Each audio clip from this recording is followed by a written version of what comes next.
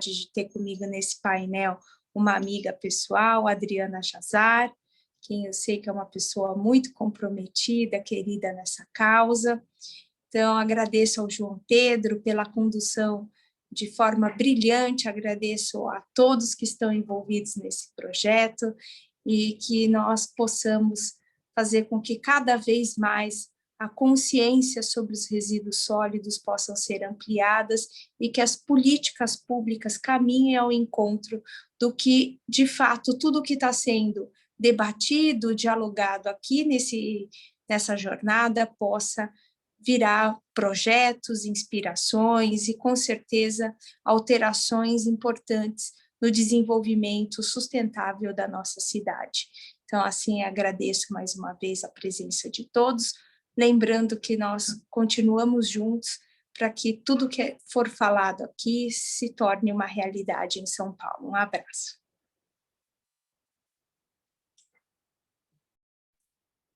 Jana, obrigado pela introdução.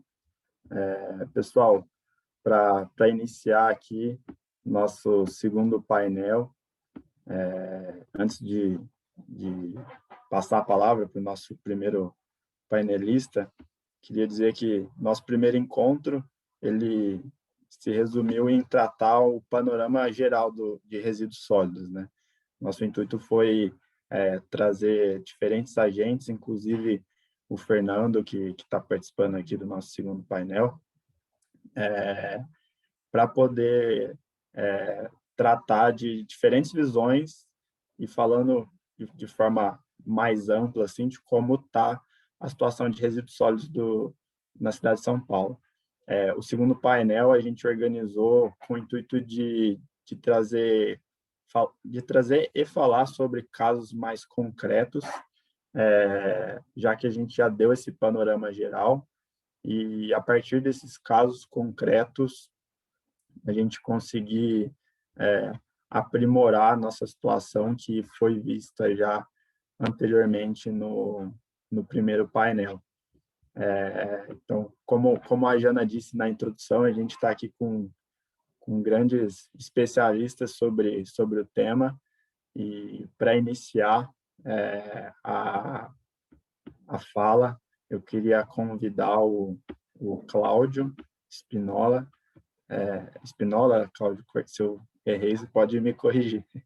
O Cláudio, ele é fundador e sócio-diretor da Morada da Floresta. Ele realiza ações, projetos para estimular a prática da compostagem doméstica na cidade de São Paulo e no Brasil. Para ampliar a prática da compostagem doméstica no Brasil, ele projetou a UMI, uma composteira com minhocas ideal para casas e apartamentos, que foi contemplada com a medalha de prata e vencedora da votação popular na categoria Produto de Impacto Positivo no Brasil Design Award de 2018. Cláudio, você tem de 5 a 7 minutos para estar fazendo a sua introdução. Fique com a palavra, fique à vontade. Só antes do Cláudio falar, inclusive eu quero muito aqui agradecer esse gigante que é o Cláudio, o Fernando do Tribunal de Contas do município, o Lucas, o Olsen, todos eles, o Yuri, todos eles foram muito importantes na construção desse segundo painel, dessa segunda jornada de resíduos sólidos. Então, assim, eu quero de fato que eles recebam aqui os meus agradecimentos, a minha gratidão pelo trabalho e pelo apoio que tem dado na construção e no fomento de uma São Paulo mais sustentável. Então, Cláudio, dá aquela aula que você sabe dar sempre. Obrigada. Obrigado pela... Cláudio, desculpa, antes de você iniciar, só passar um recado que eu recebi aqui agora. Breaking news aqui.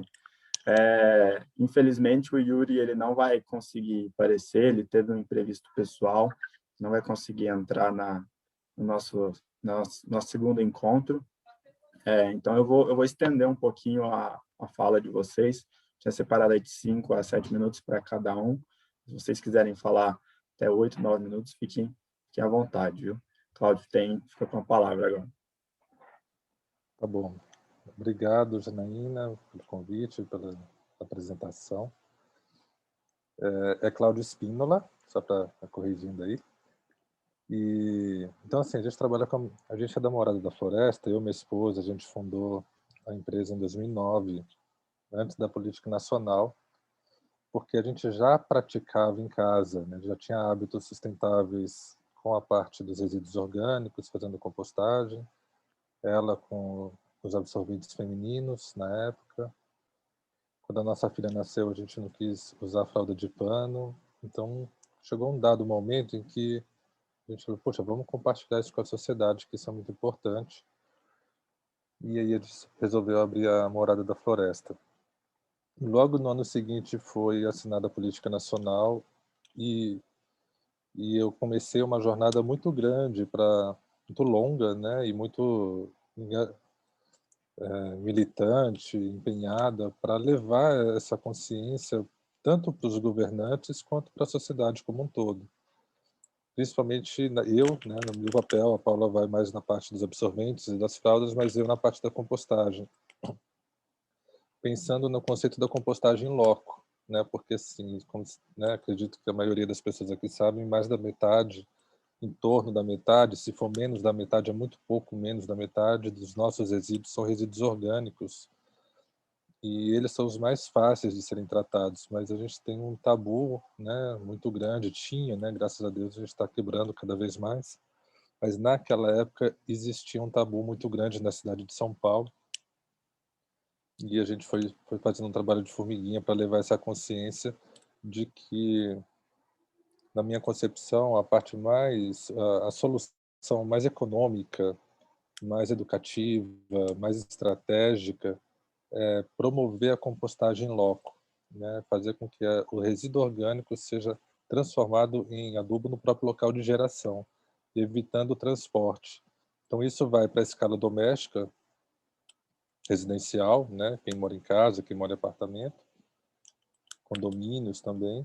E isso vai para uma escala de médios e grandes geradores também, né? Então, pequenos estabelecimentos podem fazer compostagem, clubes, enfim, na cidade, na hora que a gente começa a enxergar a cidade de cima, né, a gente consegue ver que dá para se fazer muita compostagem no ambiente urbano. E na parte da prefeitura, né, que eu acho que é o nosso tema principal, eu enxergo que assim também a grande sacada seria promover a prefeitura organizar pátios de compostagens descentralizados na cidade, né, por subprefeituras, por sub-regiões, para evitar esse deslocamento por quilômetros para se levar o resíduo para até algum local.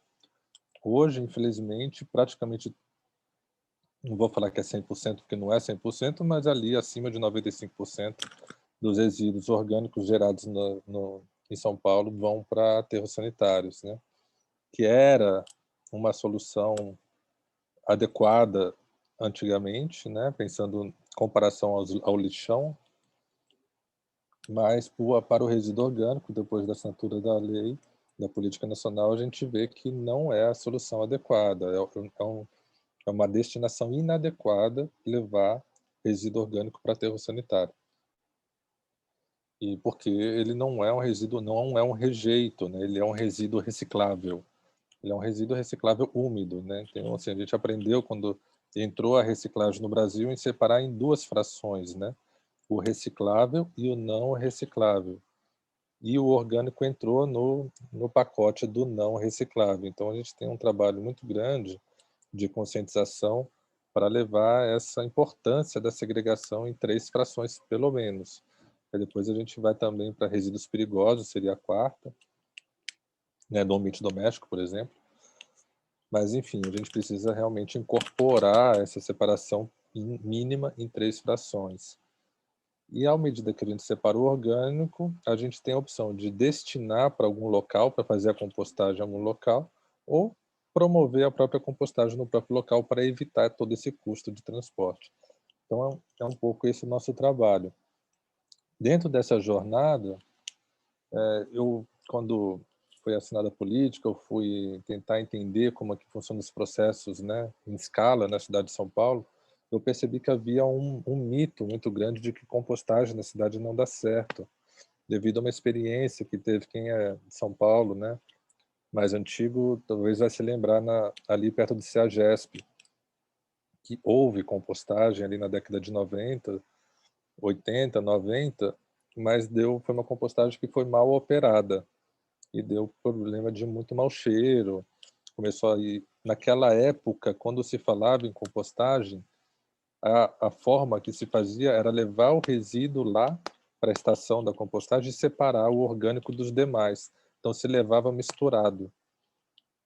E isso comprometia a qualidade do adubo e isso dava um grande trabalho, mas enfim, então pela uma má operação, além da qualidade ruim do adubo, que acabava virando um problema, mas estava dando muito mau cheiro.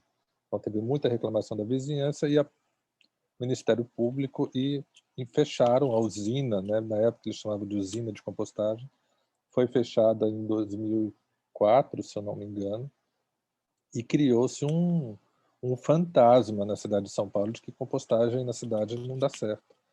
E eu descobri isso em 2011, 2012, quando eu comecei ali a conhecer mais. E aí, nessa busca de mudar essa consciência, busquei juntar pessoas que trabalhavam com compostagem. A gente fez um seminário na Câmara dos Vereadores em 2012, e dali foi um start de muita coisa aconteceu. Depois teve a gestão do Fernando Haddad, que a gente conseguiu pautar, promover. A gente fez um movimento para levar pautas da compostagem para o programa de metas da prefeitura. Eles fizeram uma meta para compostar as feiras livres, né? Então teve uma meta de compostagem, que era compostar todas as feiras livres, que isso quebrou um tabu também na cidade, porque começou a fazer esses pequenos pátios de compostagem. Hoje São Paulo tem 5 pátios de compostagem, para quem não sabe. O primeiro foi um pátio experimental na Lapa, que recebia resíduos de feiras da Lapa. Aí foi instalado mais 4 no centro, um no centro, outro na Zona Leste, se não me engano.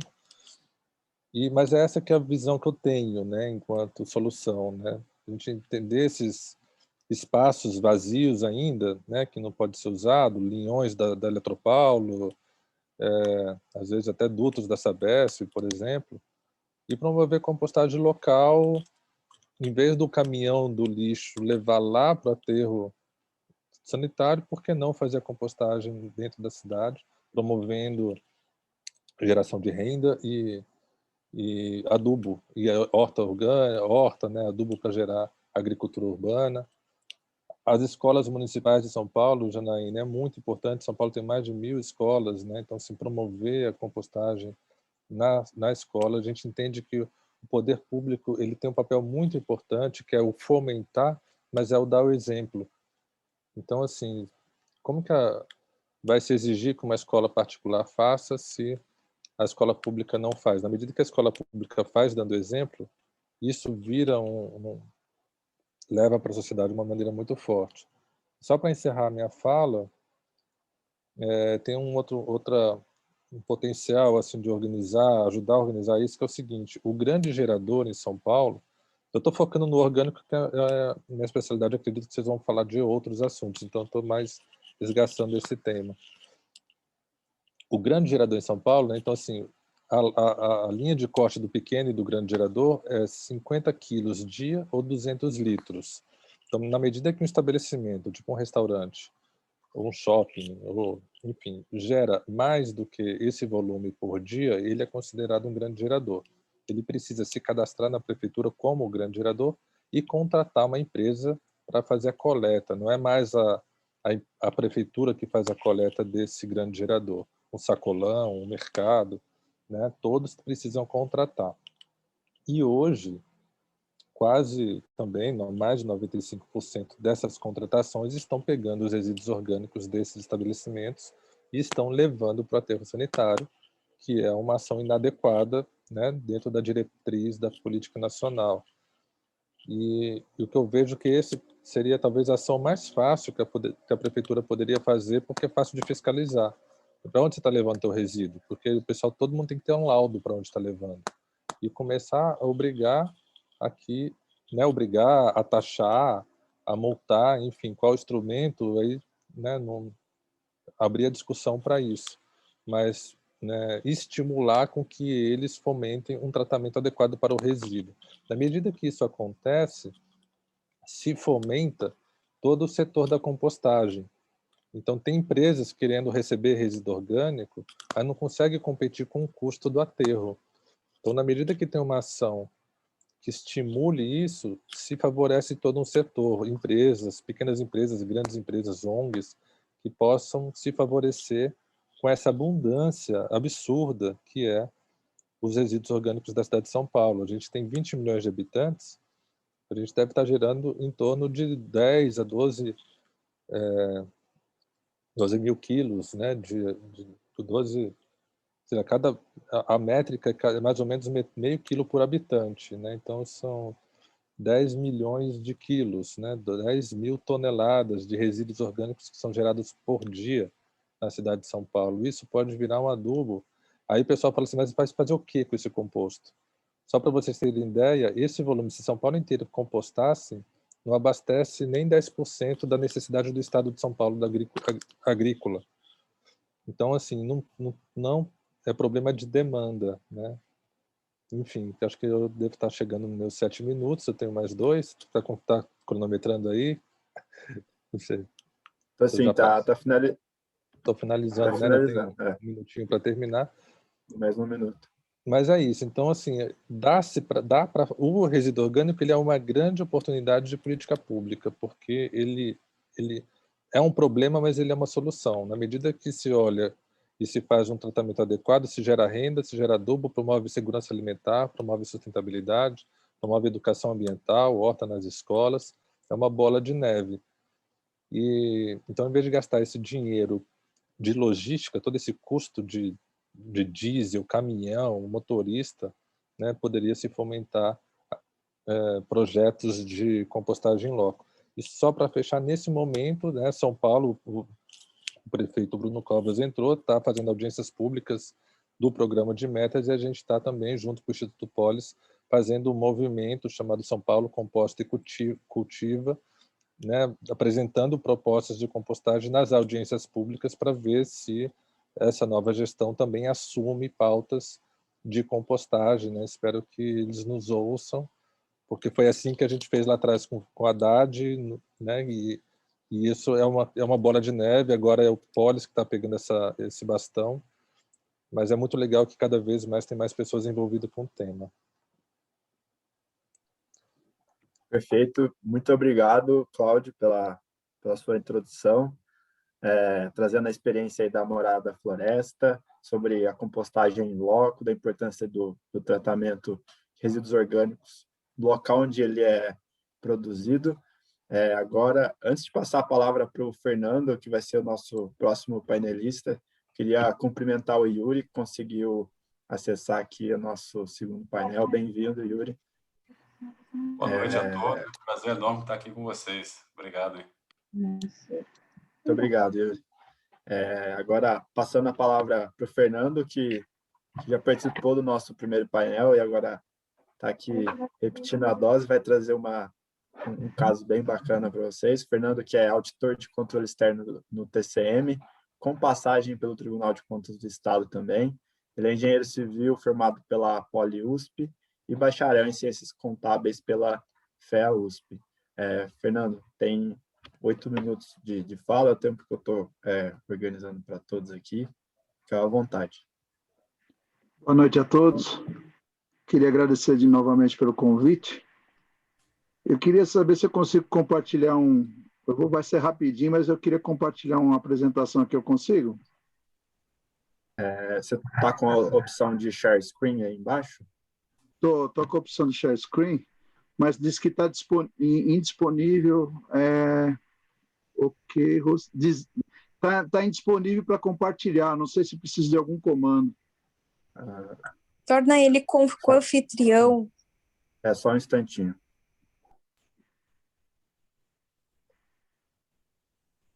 Enquanto vocês tentam, eu vou ser bem rapidinho, porque o tempo é curto, né? Mas só para introduzir, eu estou trazendo aqui a temática de uma experiência da Índia de 2015, focada em reciclagem de resíduos sólidos, que é basicamente 30% dos nossos resíduos domiciliares, tá? Do mesmo Fernando, jeito. Acho que você já está como co-administrador. Deu. Eu cheguei. Confirme para mim se vocês estão vendo. Estão vendo a apresentação? Está aparecendo aqui ainda. Eu não estou vendo, não. Confirme se aparecer. Agora Tá sim. ok? Então, beleza. Então, vamos lá. Vamos lá. Tem que ser rápido, porque senão não vai dar o tempo. Tá? Esse daqui foi o mote. Primeiro eu vou fazer uma introdução teórica, rapidamente, e depois eu vou dar um exemplo também de uma cidade, de uma campanha que foi feita numa cidade da Índia, né? E isso é baseado num case da Escola Politécnica de Lausanne, da Suíça, tá? Vamos lá. Primeiro, vamos fazer uma contextualização aqui da reciclagem na cidade de São Paulo. Da mesma forma que a compostagem, ela tem índices muito baixos em relação ao conteúdo que poderia ser reciclado, mas que não é e vai para o aterro. Esse valor é mais ou menos 2% dos resíduos gerados nos domicílios da cidade. É muito baixo, tá? Mais de 30% dos resíduos sólidos domiciliares, pelas gravimetrias feitas pelas concessionárias, né? Isso aí, essa análise gravimétrica são feitas pelas concessionárias que operam na cidade de São Paulo. Então, em média, 30% poderia não ir para os aterros e ser reciclado. Nós temos 2 centrais mecanizadas de triagem na cidade, tá? Uma da Loga e uma da EcoUrbs. E elas operam, até a última auditoria que nós fizemos, com 30% da capacidade operacional em média, de 70 a 90 toneladas dia. E elas têm uma capacidade de operar de 250 toneladas, ou seja, elas estão com operação ociosa. Tá? Mais um dado operacional que a gente tem, a coleta seletiva, ela tem muito poucos roteiros na cidade. Né? Aí há o questionamento em relação a isso e muitas vezes se fala, mas ela está universalizada. Não, você tem um roteiro para cada área da cidade, ou seja, tem na cidade inteira, mas um roteiro só. Tá? Por isso que nós temos uns valores extremamente pequenos de coleta seletiva. E a frequência dela é semanal, ou seja, ela obriga os munícipes a guardar os resíduos passíveis de reciclagem por uma semana. Tá? A gente sabe que a coleta seletiva é deficitária economicamente, ou seja, você precisa de subsídio em relação a ela, nós não temos tarifa, né? E talvez seja até por isso que ela não se expanda tanto, porque você paga hoje as concessionárias por uma tarifa extra para eles fazerem esses roteiros adicionais. E o pior de tudo a médio e longo prazo é que, com apenas 2% de reciclagem, você vai diminuir a vida útil dos nossos aterros sanitários enormemente, né? Isso é um problemão. A primeira problema que a gente vai ter é 2028, 2027, porque o aterro sanitário que a gente usa na Zona Leste do EcoUrbs, ele vai ter acabado a capacidade dele. Vou acelerar, porque senão não vai dar, tá? Bom, aqui é uma definição do que é comunidade, tá? Isso é de forma simples, né? Mas o que eu queria destacar aqui que dentro de uma comunidade, para você fazer uma campanha, você tem os líderes, as mulheres e os jovens podem ser foco, tá? Vocês vão ver que no que foi feito lá na Índia, foi muito bem organizado, então precisa ser muito bem organizado, né? E se for muito bem organizado e permanente, vai ter um salto enorme na coleta de resíduos recicláveis. Aqui mais um conceito, ou seja, você pega a comunidade e você gera uma organização com base na comunidade, tá? Uma organização baseada na comunidade. Que se confunde muito com o que é uma cooperativa, mas uma cooperativa ela não tem como base uma comunidade, ela tem como base uma área. Tá? As organizações comunitárias têm problema de gestão, problema operacional, problema financeiro, falha na cooperação da municipalidade e com o prestador de serviço. Ou seja, você tem ações em São Paulo para promover cooperativas e até ajudar operacionalmente elas. Mas, pelo número, você vê que precisa melhorar muito. Está muito falho essa questão. Pontos desejáveis na gestão de uma cooperativa, numa organização com base comunitária, criar a rede social, desencadear reação social, facilitar o subsídio cruzado, adaptar os serviços às necessidades locais. Ou seja, quando você inclui a comunidade no meio, o que acontece? Você vai aumentar essa coleta de recicláveis, só que tem que ter ali junto a municipalidade e o prestador de serviço contratado, nos casos concessionários, que os três vão acabar ganhando em relação a isso. Só que tem que ter uma força para que isso aconteça, que hoje é muito isolado e acaba não acontecendo. Agora eu vou entrar direto no exemplo aqui da campanha que foi feita lá numa cidade na Índia. Qual que é a grande sacada dessa campanha? É assim, a competição. O que acontece? Uma cidade inteira resolveu fazer um negócio extremamente rápido, muito bem organizado, com muita propaganda, que eles queriam conseguir um recorde no Guinness, tá? Então, eles estimularam a cidade inteira, falaram, vamos bater um recorde no Guinness. Então, vamos segregar e vamos celebrar. Né? Let's segregate and celebrate. Né? Guinness Champion Campaign. Mantenha separando, né, em casa e mande os seus resíduos separados diariamente. A cidade é lá embaixo, na Índia. Espero que não esteja também, né, naquele sufoco que está nesse momento na Índia. Lá no sul da Índia, Coimbatore. Qual é a visão da cidade? Sistema sustentável de geramento de resíduos sólidos, focando em recuperação dos recursos, né? O lixo tem valor agregado. Você consegue recuperar parte dos recursos dele. Uma reciclagem global dos resíduos, com atração e motivação para as comunidades. Público-alvo, estudantes de 10 a 18 anos, certo? Agentes de mudança, que eu entendo que seria um público extremamente bom para trabalhar aqui também. Iniciativa para a mudança da cultura, do comportamento das pessoas, para ter líderes comunitários alinhados com o sistema de geramento sustentável dos resíduos da cidade de São Paulo. Você tem que fazer uma campanha, mas você tem que manter a campanha. As pessoas têm que estar estimuladas a continuar na campanha, elas têm que ter retorno. Algum retorno elas têm que ter, senão vira uma coisa pontual. Olha só o suporte da campanha. Um baita de um suporte, muito bem organizado, né, para chegar no resultado que ele chegar, com muita empresa por detrás, muito material de divulgação, né, elaboração de folheto, slide, registro dos participantes, anúncio em rádio, call center para registro, tá? Usaram tanto as tecnologias de mídias sociais como as tecnologias antigas. Aqui tem uma figurinha aqui de telefone fixo, né, que seria o call center. Posters, painéis, slide eletrônico, folders, né? Vamos lá. E muita gente envolvida, né? A Índia é extremamente populosa, então muita gente envolvida, muito professor, muito líder. E essas aulas, elas foram feitas em paralelo, né? Para pegar até a cidade inteira. Não acredito que seria o nosso mote aqui, ainda mais na cidade do tamanho de São Paulo. Mas é uma inspiração isso daqui, por isso que eu quis trazer.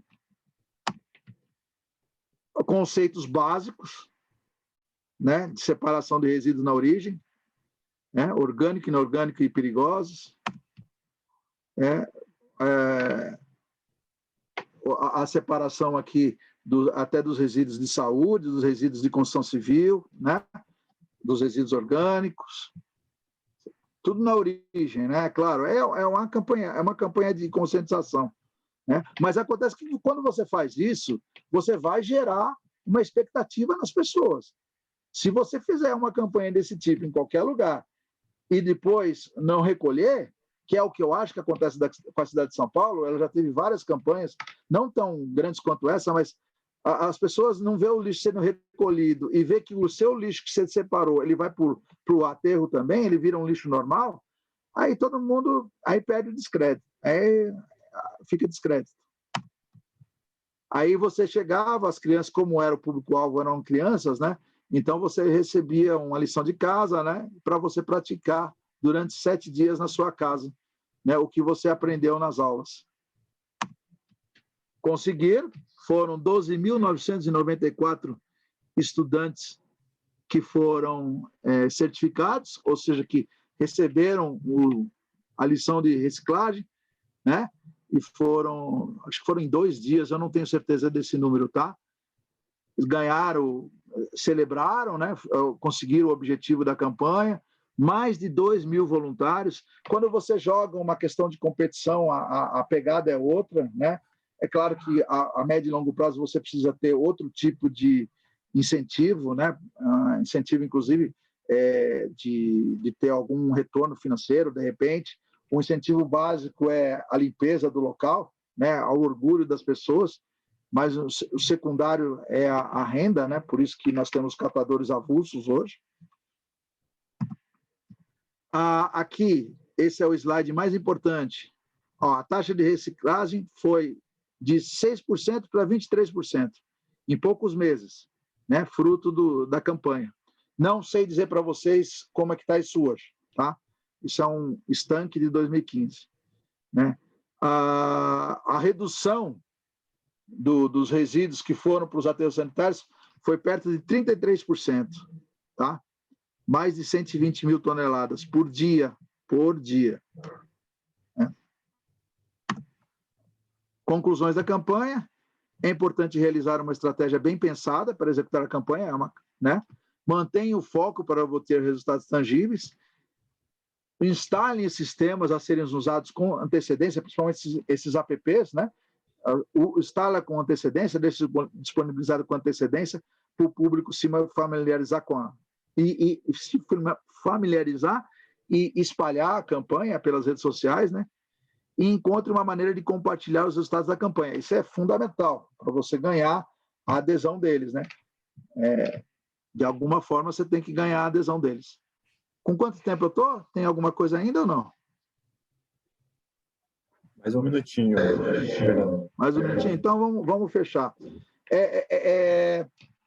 Deixa eu sair daqui. Então, antes que aqui.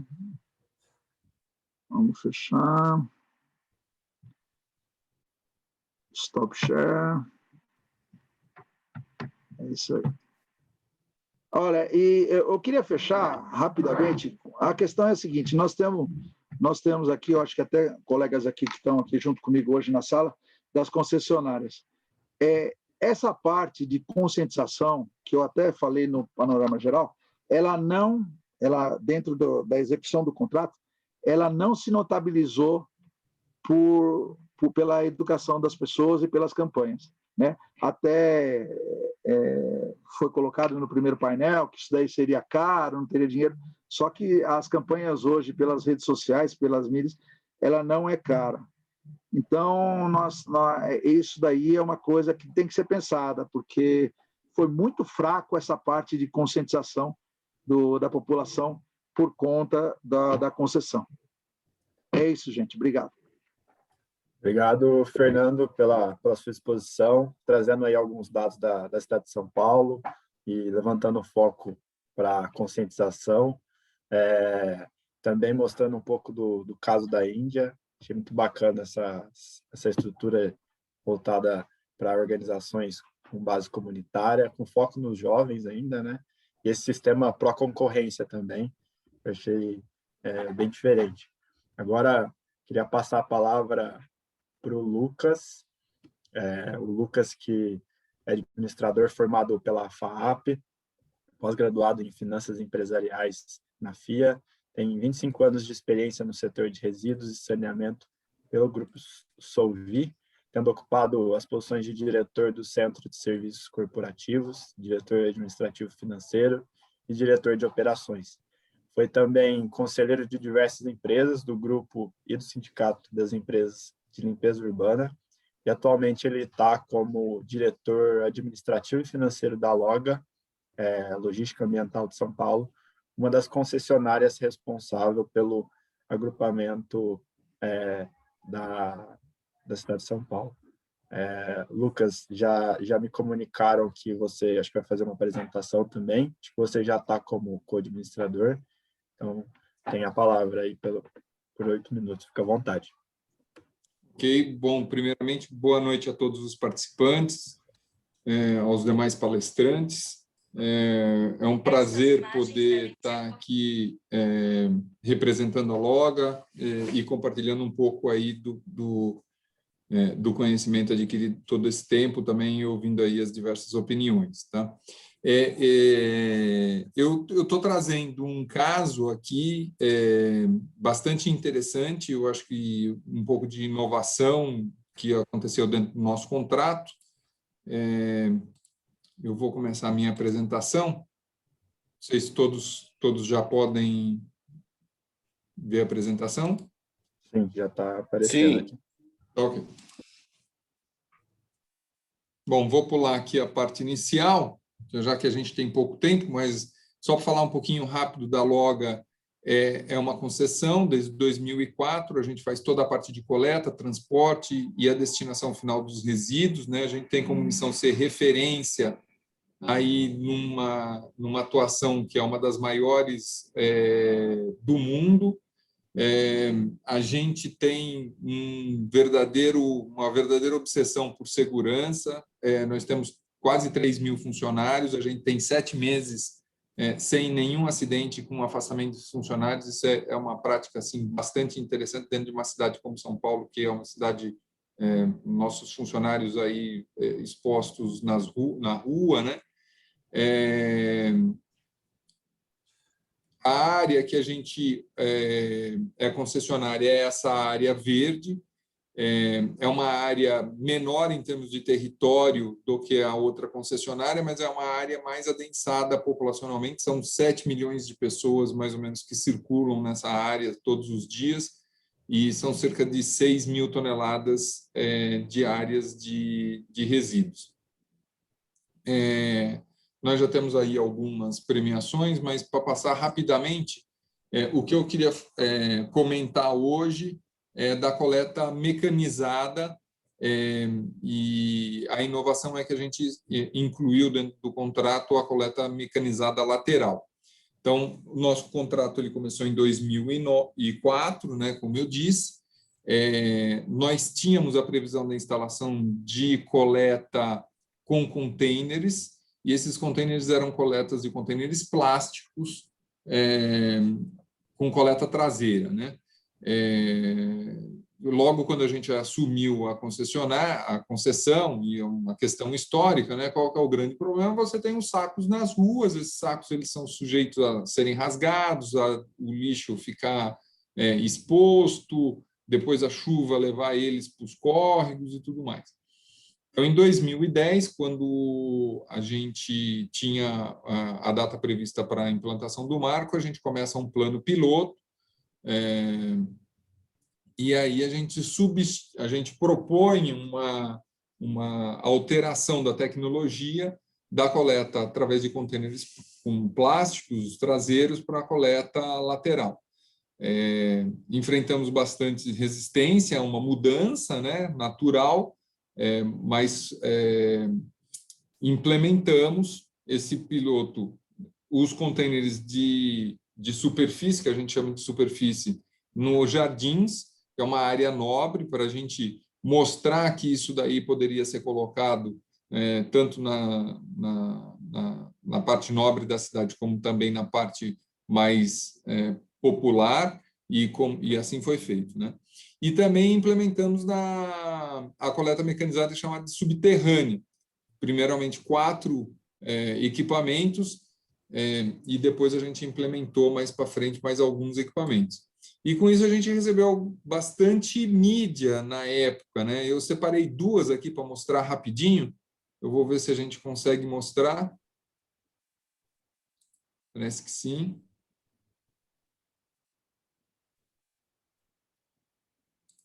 Sim ou não? Não, aqui não está indo. Não está indo.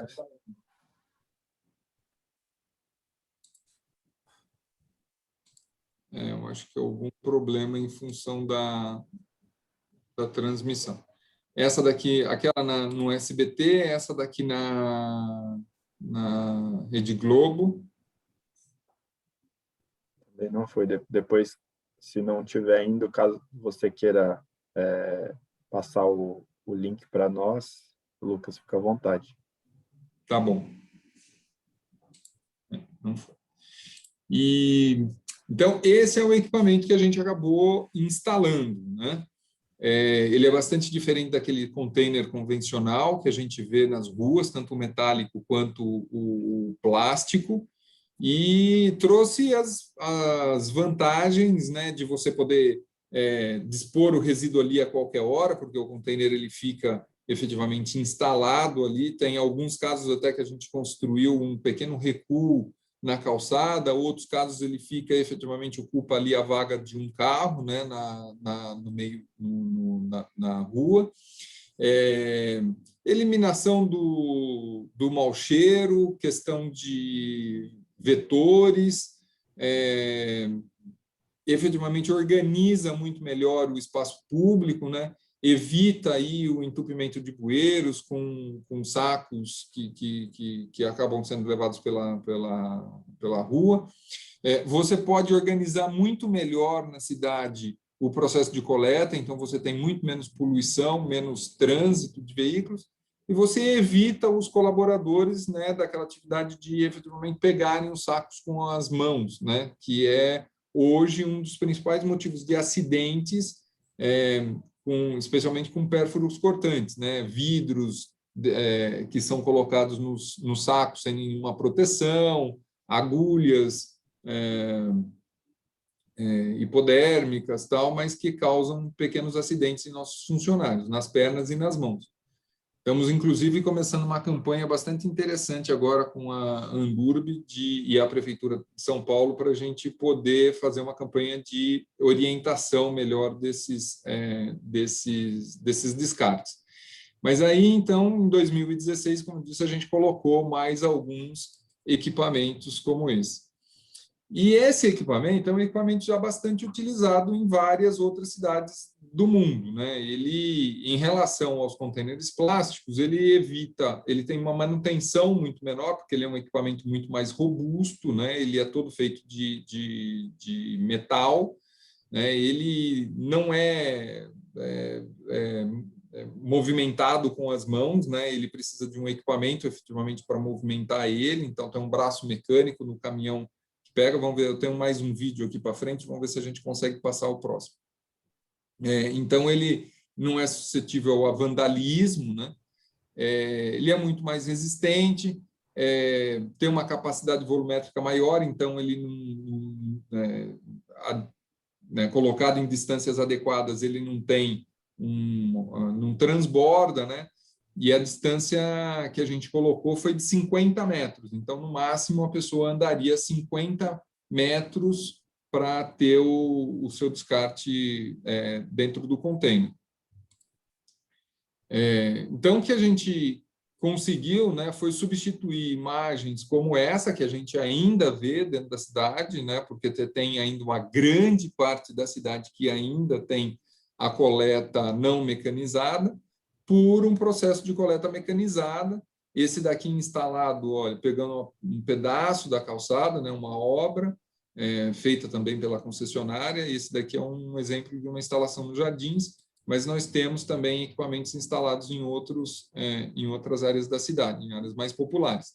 E esse daqui é um exemplo de um container, de um subterrâneo. Nós temos um vídeo aqui, eu vou tentar passar para ver se a gente não passou. Vou tentar de novo.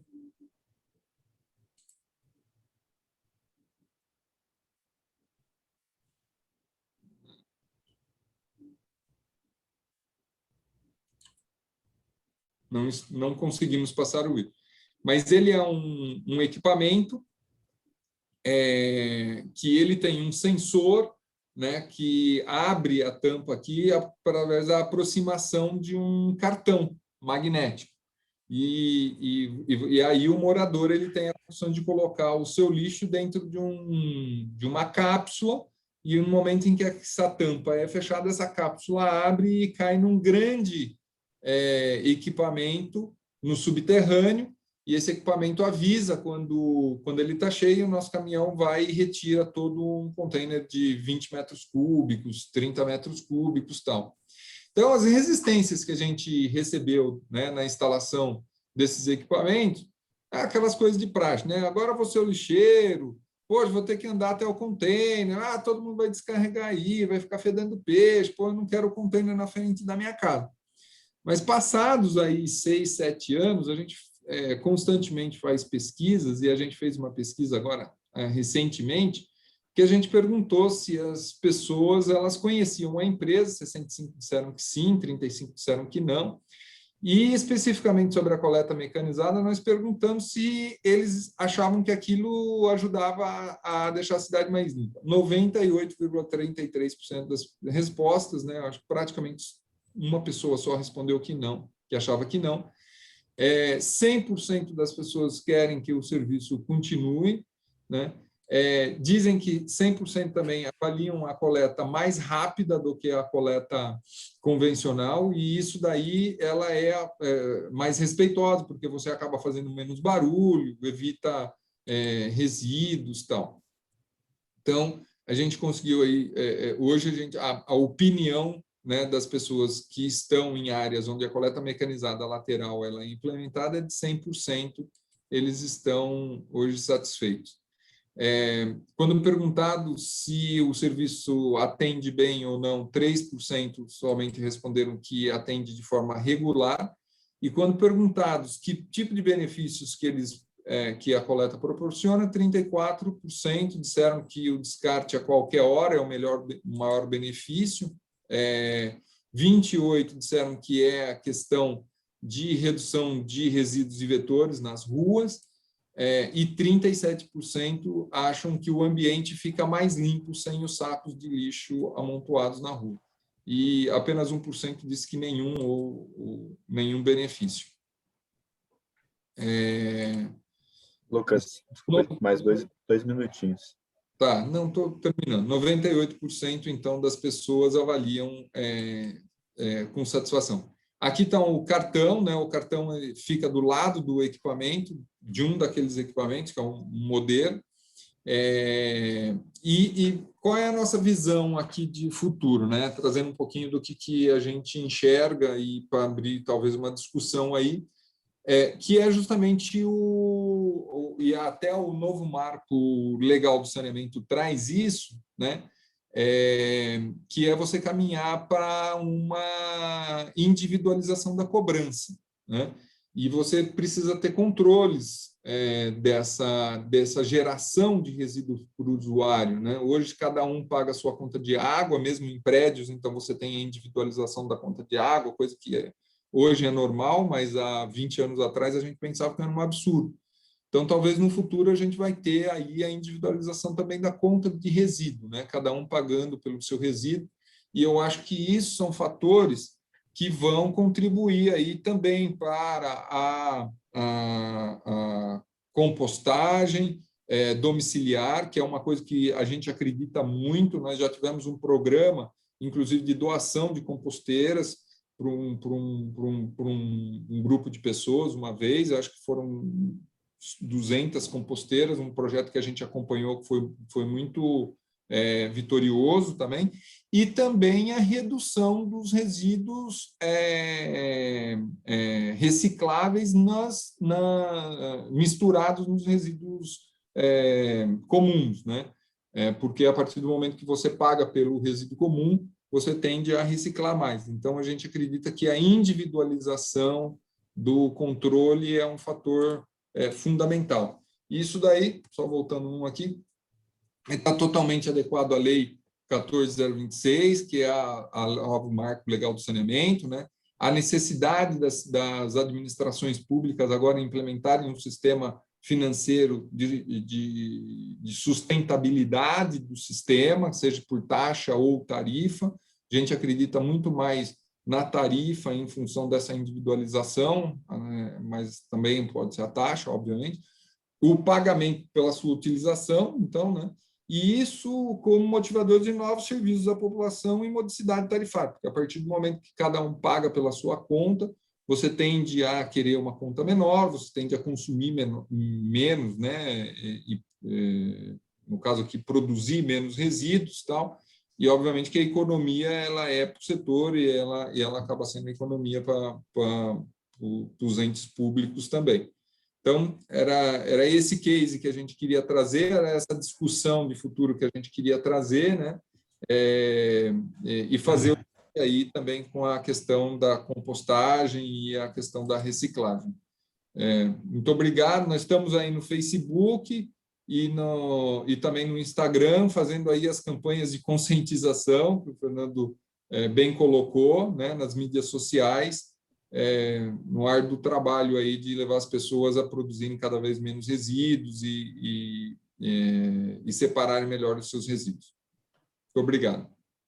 Obrigado, Lucas, pela apresentação, trazendo aí a experiência da Loga com a coleta mecanizada. Agora, antes eu queria cumprimentar eu vi que o Fabrício Soller entrou aqui na nossa reunião, ele que participou do nosso primeiro painel. Bem-vindo, Fabrício. Eu queria passar agora a palavra para o Olsen. O Olsen, que é engenheiro civil, iniciou a carreira dele com resíduos sólidos desde quando ele se formou na faculdade. Começou trabalhando na antiga Interpa Engenharia, onde ele chegou a ser gerente de planejamento operacional. Na Qualix Serviços Ambientais, sucessora da Interpa, ele foi gerente de planejamento, superintendente de operações de finais, fora da cidade de São Paulo. Ele entrou na EcoUrbs em 2004, onde hoje ele é gerente operacional, responde pelo serviço de coleta domiciliar e seletiva na Zona Sul de São Paulo e pela operação da Central Mecanizada de Triagem Carolina Maria de Jesus, CMT. Ou sem, vou controlar o tempo aqui, quando tiver faltando alguns minutinhos eu te aviso, tem a palavra, fica à vontade. Boa noite a todos. Eu queria também pedir permissão para passar uma pequena apresentação. Claro. Eu preparei. Precisa pegar a habilitação com vocês aí. Sim, a gente já vai te liberar, já só um minutinho. Aí, está liberado já.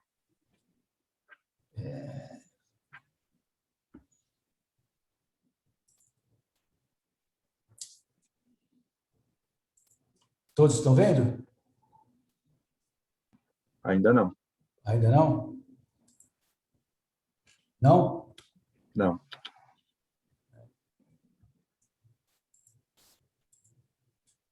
O problema, então, aqui eu não estou conseguindo.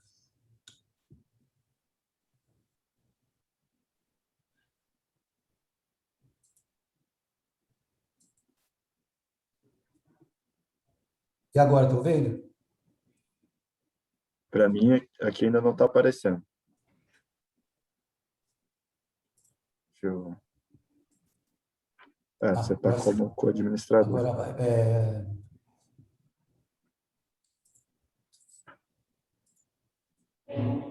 Agora, sim, agora começou a compartilhar. Sim.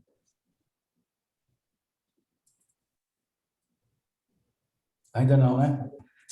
Não, já está compartilhada a tela, só que não já? abriu ainda. A apresentação ainda não abriu. Não abriu agora?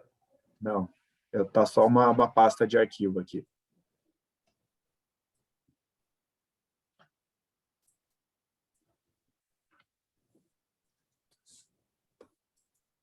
E agora? Peraí, agora sim. Agora foi. Abriu? Uhum. Começar a contar seu tempo a partir de agora.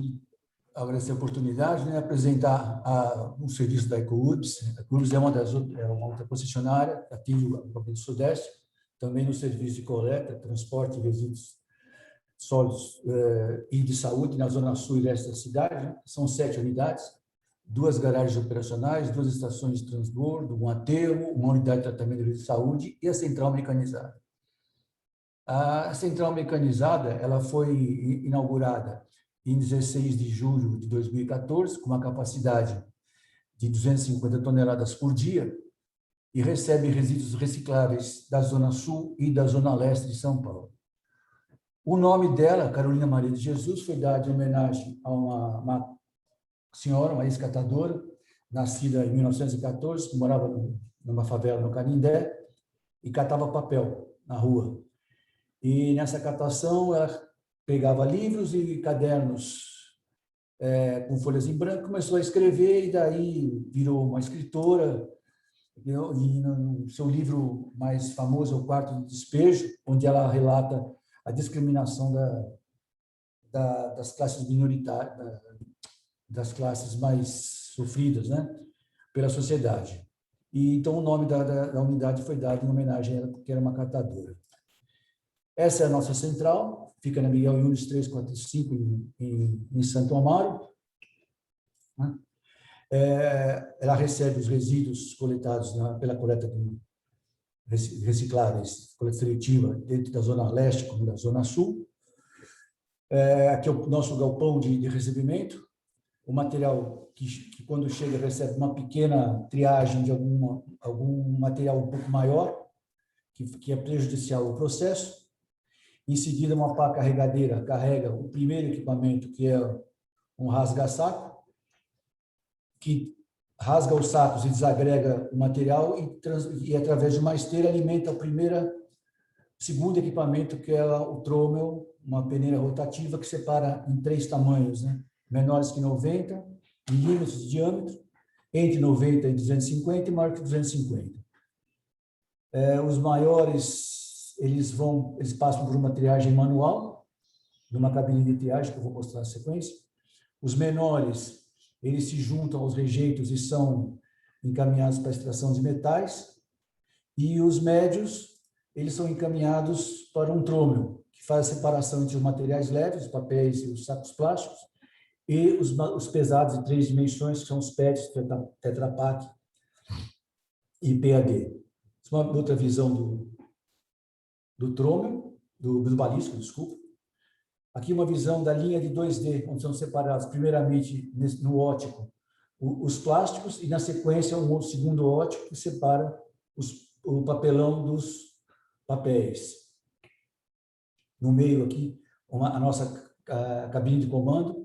Toda a unidade é operada por uma pessoa, só por sistema informatizado. Tem acesso a todas as esteiras, todos os motores da unidade.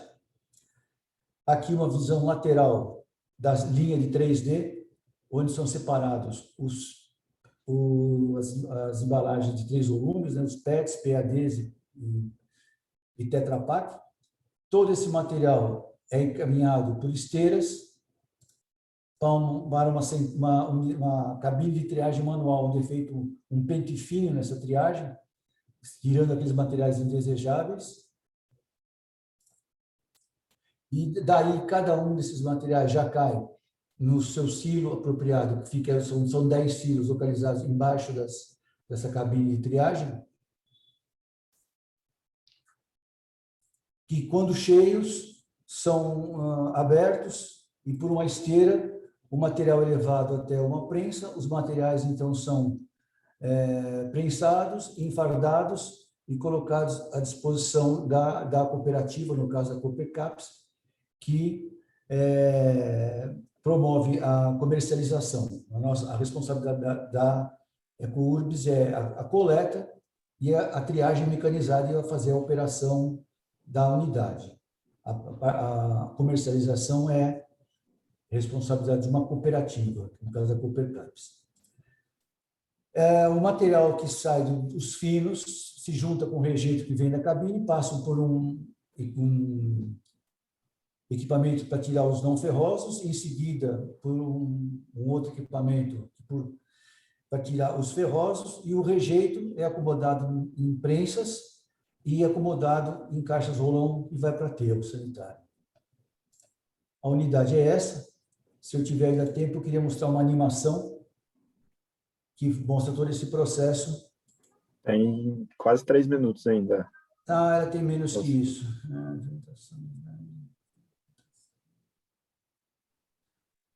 Um minutinho só que eu tenho que abrir aqui. Na central mecanizada.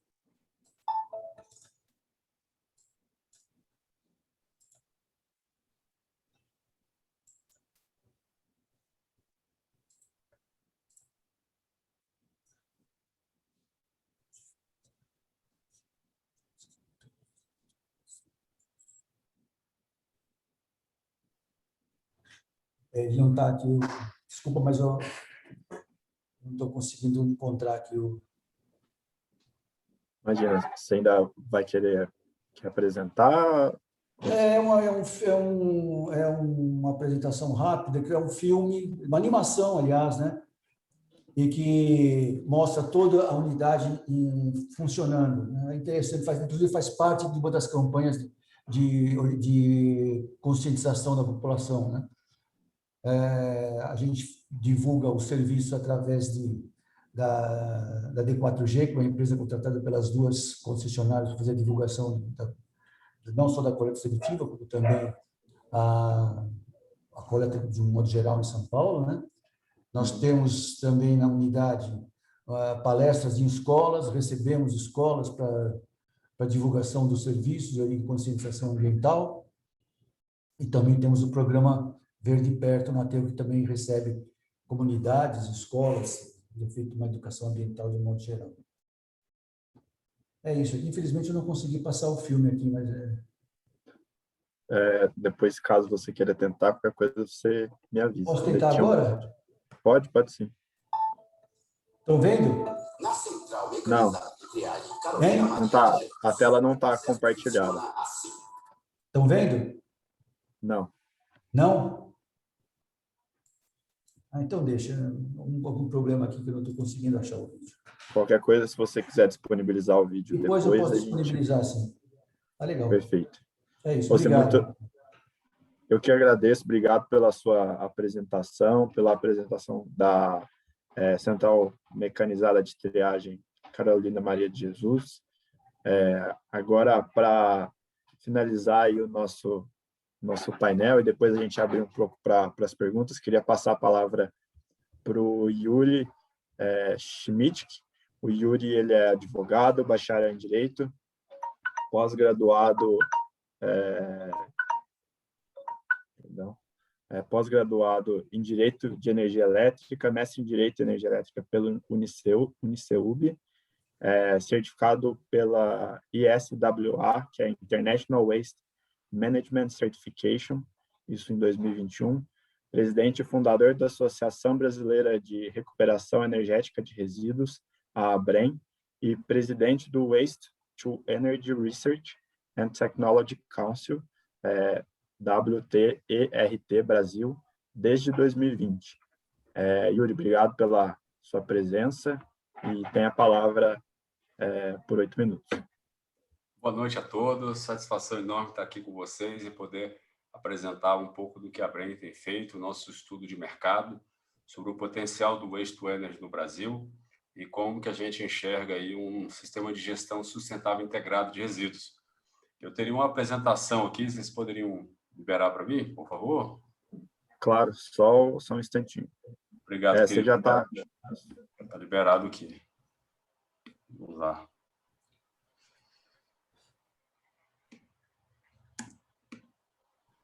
A Brem, ela integra o Global Waste to Energy Research and Technology Council, GWC, que é uma instituição de tecnologia e pesquisa proeminente que atua em diversos países, as 12 maiores economias do mundo, e tem sede em Nova York.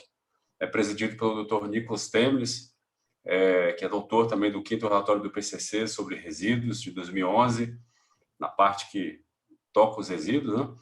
E desenvolve, assim, a disseminação de conhecimento das melhores práticas de gestão de resíduos no mundo.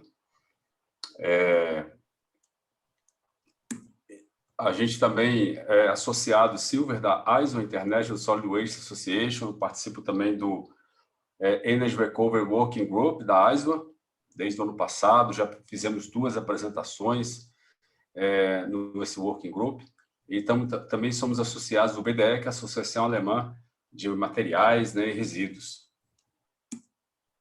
Aqui são um pouco dos associados da BREM. O último associado que entrou na BREM é a Babcock, o Cox, uma grande alegria, que é um dos grandes players mundiais de fabricação e construção de usinas Waste to Energy no mundo. Depois eu vou mostrar 2 fotinhas aí de 2 usinas da Babcock. Aqui são um pouco dos nossos parceiros, né? Um deles, por exemplo, é a Valec, a Associação Portuguesa de Waste to Energy, o Consórcio Italiano de Biogás, CIB, Ecoprog, que faz os estudos mais completos aí, sobre os relatórios de recuperação energética de resíduos, a IREC Standard, que faz a certificação de aquisição de energia renovável no Brasil, Climate Bonds Initiative, dos Green Bonds, que faz a análise dos estándares e elegibilidade para emissão desses títulos no Brasil e em vários países no mundo, sede em Londres. Um pouquinho aqui dos nossos parceiros, né? Primeiro ponto, gostaria de destacar, a nossa Política Nacional de Resíduos Sólidos, ela determina que todo o resíduo deve ser tratado, né? E tratamento de resíduo é compostagem, é biodigestão anaeróbia, é tratamento térmico, que se dá majoritariamente aí pela incineração, waste to energy, incineração mass burn, e é claro, isso é tratamento de resíduo. Reciclagem não seria nem tratamento, né? Ele vem antes, é absolutamente prioritário, né? Não se faz tratamento térmico com recicláveis que podem ser aproveitados pelo mercado e a viabilidade disso. Então, a nossa legislação é clara que a disposição final ambientalmente adequada é a distribuição ordenada de rejeitos em aterro, não são resíduos. E os rejeitos são os resíduos sólidos que, depois de esgotadas todas as possibilidades de tratamento e recuperação por processos tecnológicos disponíveis e economicamente viáveis. Então, se você tiver viabilidade econômica e técnica, você deve tratar o resíduo. E eu uso dizer que todo o lixo do Brasil tem viabilidade para o seu tratamento. Nem que seja pelo menos com a compostagem, nós podemos tratá-lo. E isso pode ser feito. É claro que tem aquele resíduo que está misturado, que não teve coleta seletiva, e nem com separadores mais modernos você separa 100% de todo o resíduo. Há sempre um pouquinho de rejeito, mas você consegue desviar uma grande massa dos aterros, né? Então, veja, por exemplo, a Alemanha, Áustria, Bélgica, Holanda, Finlândia, Dinamarca, Suécia, são países que, Holanda também, esses países que zeraram os aterros sanitários, eles fazem totalmente o tratamento dos seus resíduos. Então, isso já é feito em alguns países, Japão também, posso incluir aí, e é possível que o Brasil também faça, não há nenhuma impossibilidade. E aqui nós temos o sistema sustentável, né, de resíduos numa ordem de prioridades, a hierarquia, né? E é justamente a primeira questão é a redução do lixo, isso deve ser prioridade, todo modelo de gestão, depois a reciclagem, a biodigestão anaeróbia, a compostagem aeróbia, e aqui é a ordem de prioridades, aqui você gera energia, por isso que a biodigestão é preferível dentro da compostagem. Aí, aqui depois nós temos o tratamento térmico e depois nós temos o aterro sanitário com captura e uso do metano para gerar energia elétrica, do biogás, né? Ou biometano, que é 55% aproximadamente do biogás, que é um combustível veicular, a molécula idêntica aí, praticamente ao gás natural. E o Brasil, infelizmente, ele está nessas últimas opções, né? A gente está em aterros que não capturam e lixões. A gente tem, sim, bons aterros com captura e queima de metano, com o uso do metano, aproximadamente aí umas 15 usinas no Brasil. O último dado da CCE era 102 megawatts médios comercializados com essas usinas de gás de captura e gás de aterro.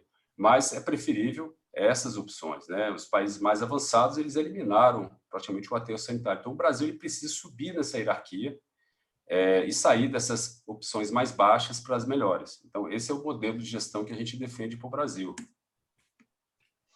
Aqui seria um gráfico, um esquema, né, que mostra todo esse sistema, né? Com a coleta seletiva, você tem a biodigestão, a compostagem, a triagem para as cooperativas, onde os catadores não se contaminam com resíduo orgânico, e depois os resíduos, os rejeitos, né, eles vão todos para o sistema térmico, né?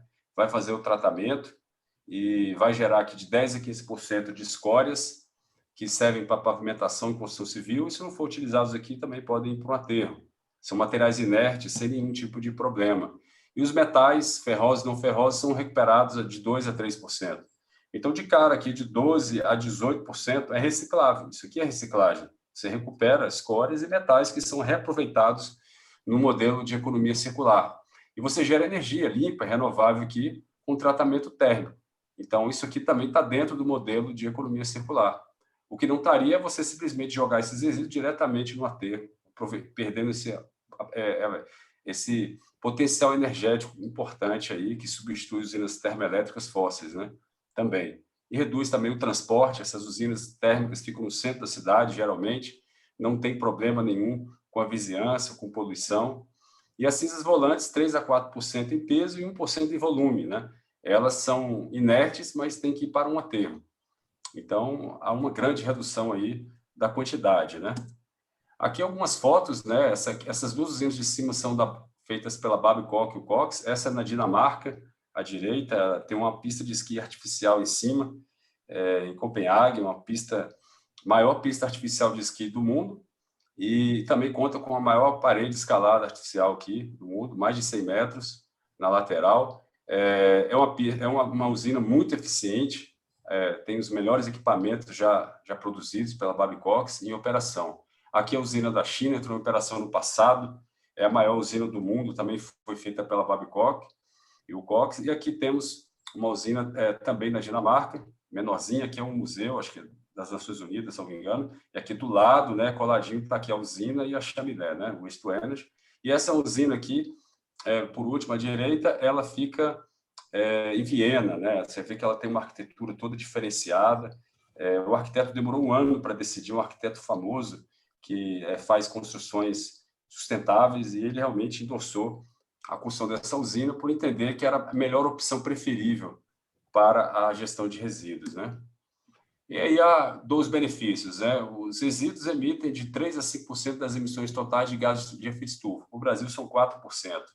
E o metano é 25 vezes mais nocivo que o CO2. Por isso que o quinto relatório do IPCC ele aponta que as usinas WTE reduzem até 8 vezes as emissões de gases de efeito estufa quando comparado uma usina WTE e um aterro sanitário com captura do metano. Por quê? Porque metade do metano, em regra, não é capturável. Então, é preferível fazer o processo de queima do que simplesmente enterrar esses resíduos orgânicos, esse lixo que vai ficar 50 anos em estado de putrificação e vai emitir metano, aproximadamente. Os aterros, você precisa de um novo a cada 5, 10, 15 anos, é a média. Então, você sempre deixa esse passivo, né? E traz o risco, né? Não que vai acontecer, mas tem sempre o risco de contaminação da água potável disponível no planeta. Principalmente se for lixão e aterro controlado, isso é certo que vai ocorrer, né? Em algum momento. Aqui nós temos o panorama mundial mais atualizado, né? Das usinas Waste to Energy. Você observa aqui, são 2.448 plantas. A cada ano entram em operação comercial 80 novas plantas. Então, o mercado em franco crescimento. Nós temos aí, o Japão tem muitas plantas, mas tem muita planta pequena de gasificação e pirólise, que são diferenciadas e tem um custo elevado, que nem se viabilizaram na Europa. A tecnologia dominante hoje é a incineração mass burn e por grelhas móveis, né? E a China tem 419 plantas de grande porte. Aí depois tem aqui os outros países, vão se seguindo, né, nessa ordem. E aqui você vê a capacidade mundial por tipo de tecnologia, né? Como vocês observam, a grelha de combustão, que é a incineração mass burn, que tem com grelhas móveis, geralmente, ela é dominante, né? São 93% de todo o lixo no mundo que vai para algum tipo de tratamento térmico, RSU. E aqui, leito fluidizado, também é um tipo de incineração que já não é tão utilizado mais hoje em dia, e 2% é gasificação e outras tecnologias, como pirólise também.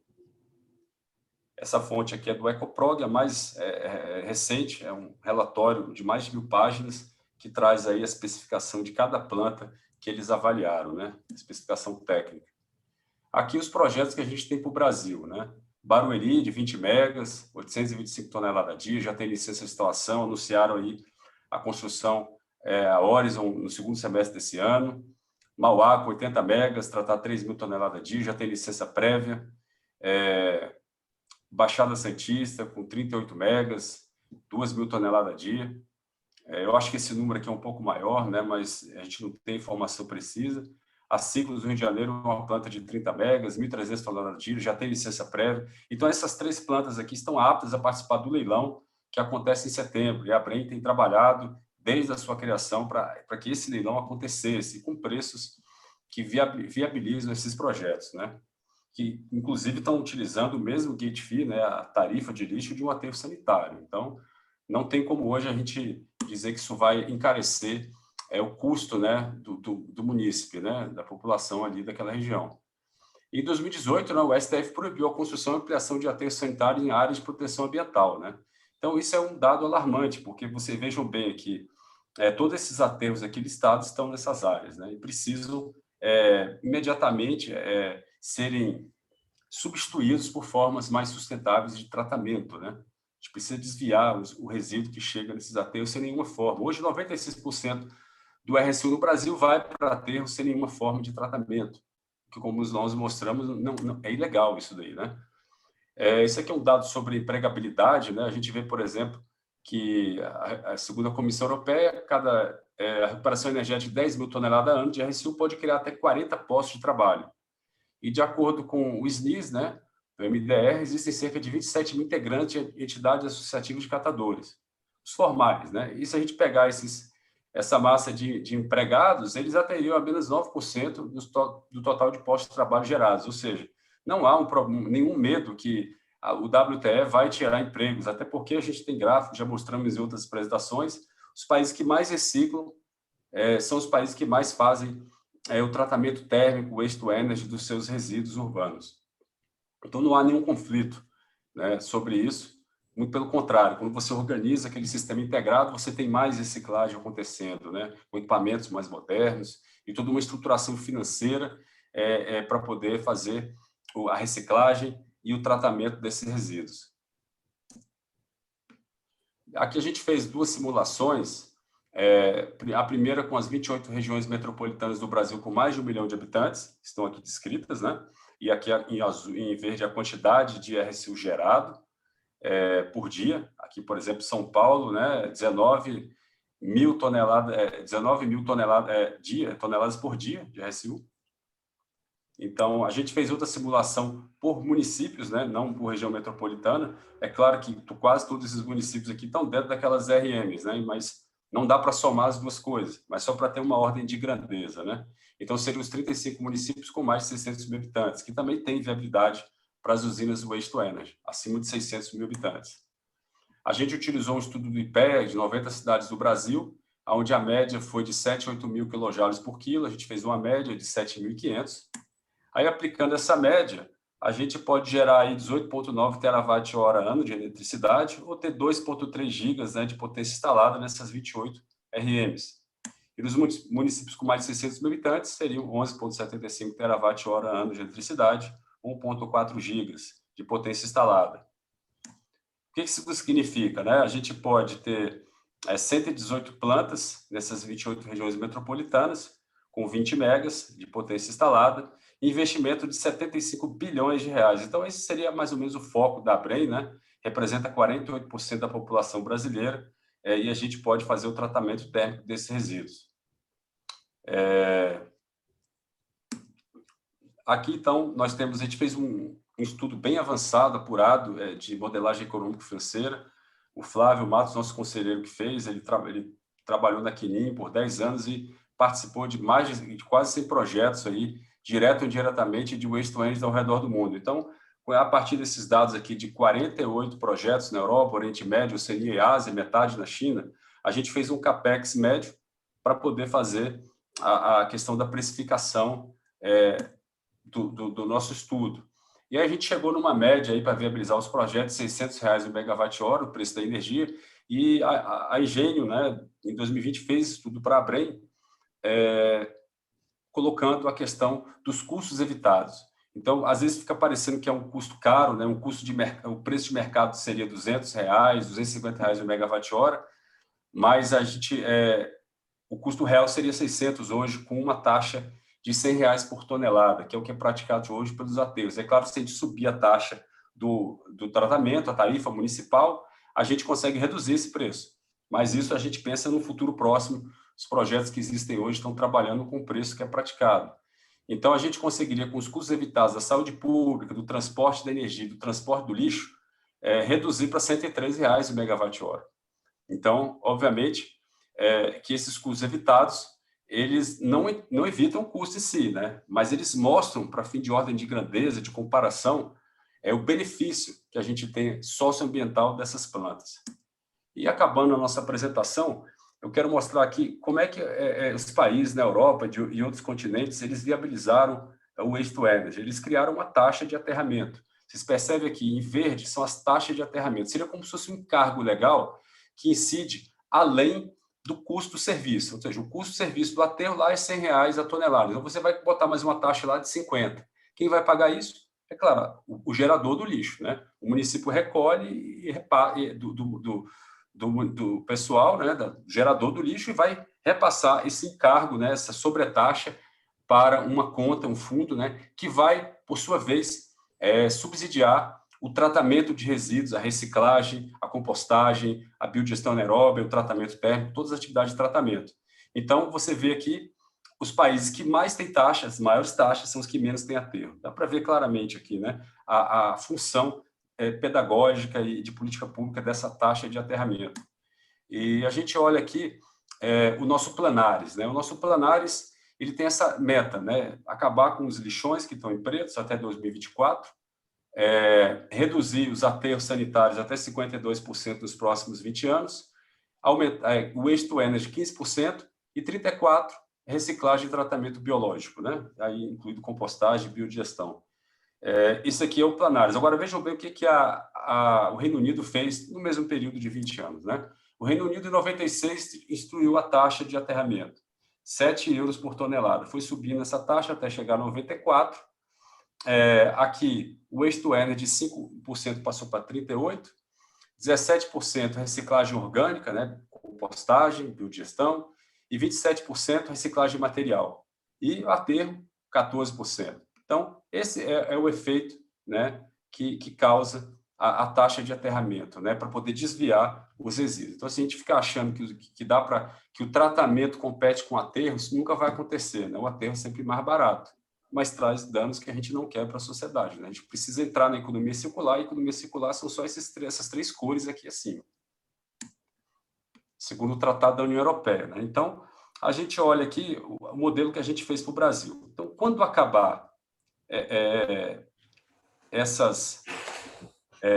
quando acabar os lixões, aterros controlados no Brasil, que a gente supõe que acabe até 2024, as novas concessões de aterros, desse modelo de concessões, também para não prejudicar a inadimplência que existe nos atuais contratos de programa, convênio, 5 anos, etc., a gente entraria nesse modelo de taxação. Então, você vai aumentando a taxa, aqui em vermelho, R$11 por tonelada por cada ano, né? E aqui a gente observa o preço da energia. A gente colocou um valor bem conservador, de R$670 o megawatt-hora, para viabilizar as melhores plantas. A gente vê aqui em verde, aqui é o gate fee, a tarifa municipal. Então, ela vai crescendo, ela deu um pulo aqui para 166, 211, aí aqui ela passa a crescer com a taxa, né? Então, você observa que já aqui, em 2029, a gente já tem um preço de energia que está em azul competitivo, de mercado. E a gente tem um gate fee de R$300 e uma taxa de 65. Então, com isso daqui, a gente já consegue viabilizar os projetos até no mercado livre, não precisar de leilão e nem subsídio do setor elétrico. E olhando para cá, a gente observa o equilíbrio, né, desse trabalho que a gente está desenvolvendo. Né?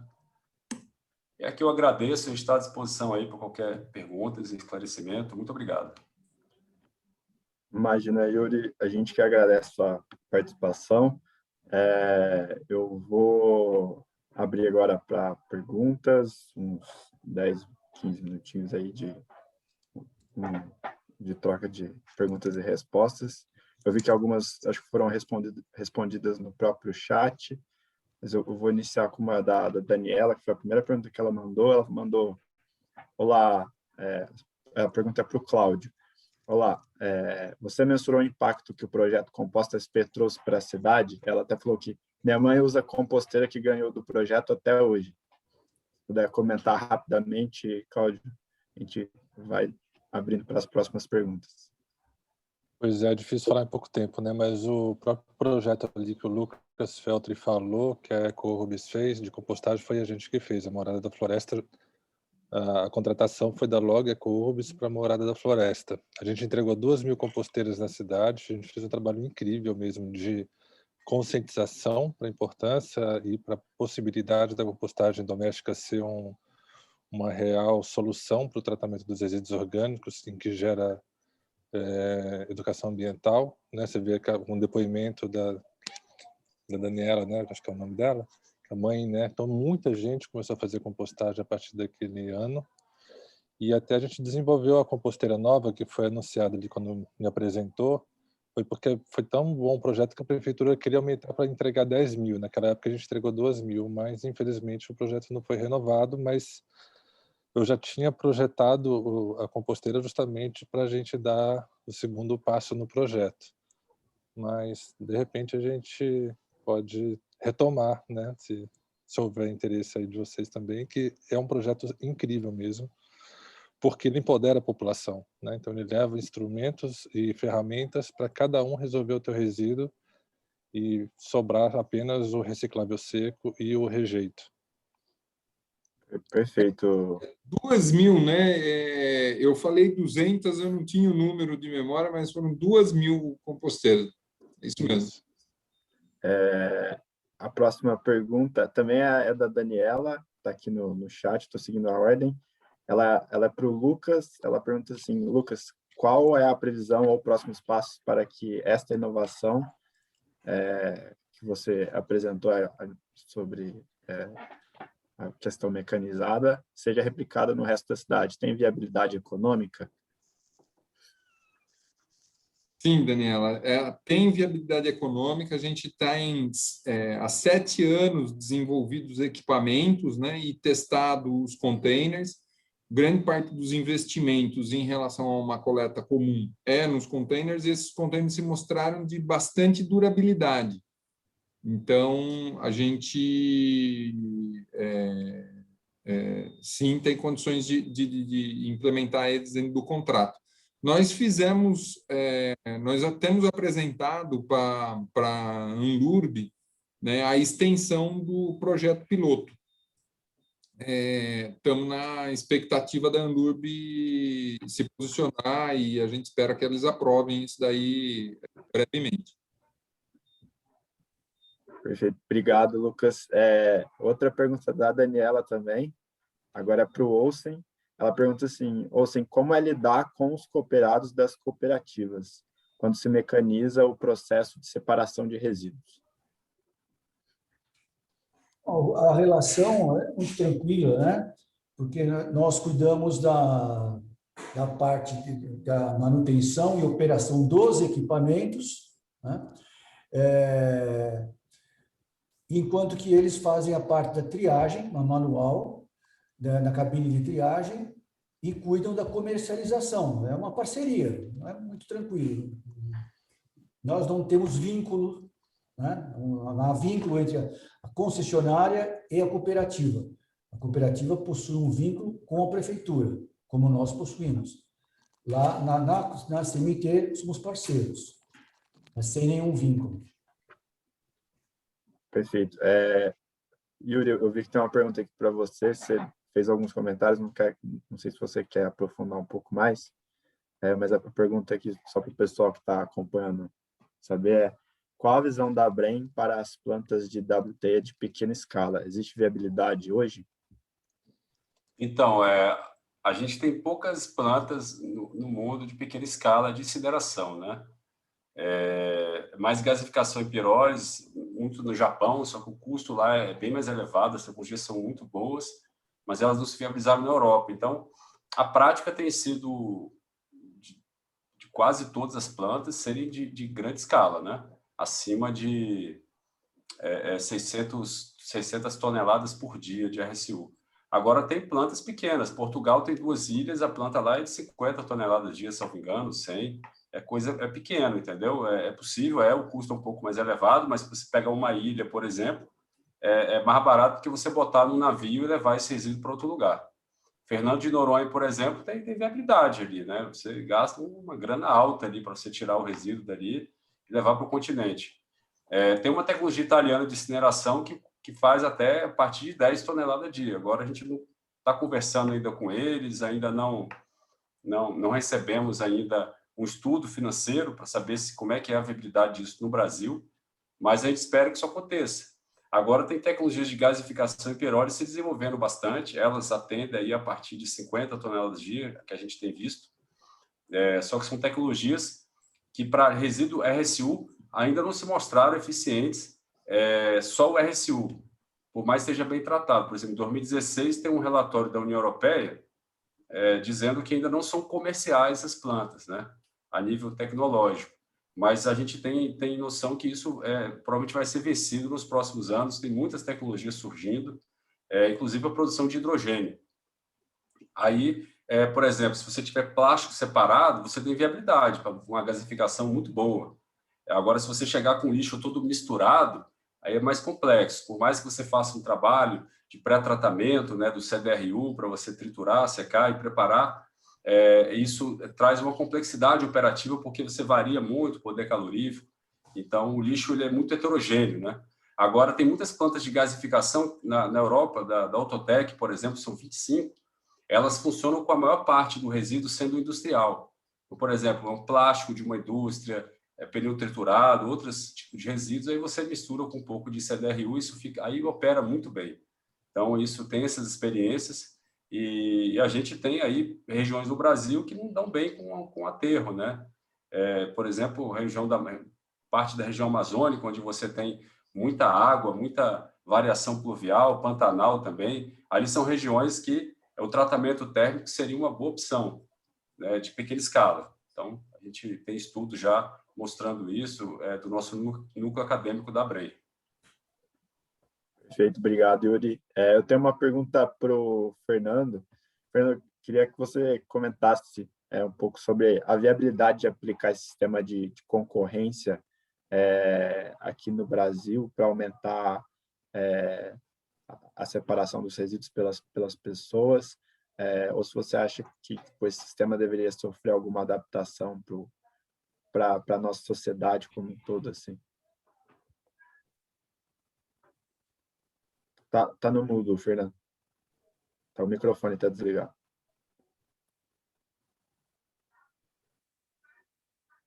Ainda está desligado o microfone.